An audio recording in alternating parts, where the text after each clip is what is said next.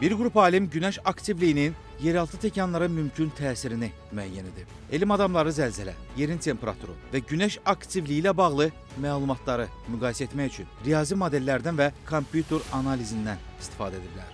Tədqiqatçıların fikrincə, artan günəş aktivliyi suxurları daha kövrək və çatlamağa meyilli edə bilər ki, bu da öz növbəsində yeraltı su axınlarına və tektonik plitələrin sərhədlərində təzyiqə təsir göstərir. Günəş aktivliyinin seysmik aktivliyə təsirindən az olduğu aşkar edilsə də, alimlər hesab edirlər ki, günəş dövrlərinin nəzərə alınması mövcud zəlzələlərin proqnozlaşdırılması üsullarını təkmilləşdirə bilər. Temperatur dəyişikliyi məlumatlarının daxil edilməsi dayaz seysmik hadisələrin daha dəqiq proqnozlaşdırılmasına imkan verəcək ki, bu da daha effektiv xəbərdarlıq sistemlərinin inkişafına kömək edə bilər. Bu kəşf kosmik və geofiziki proseslər arasında mürəkkəb əlaqəni vurğulayır və zəlzələ elminin inkişafında mühüm addım ola bilər.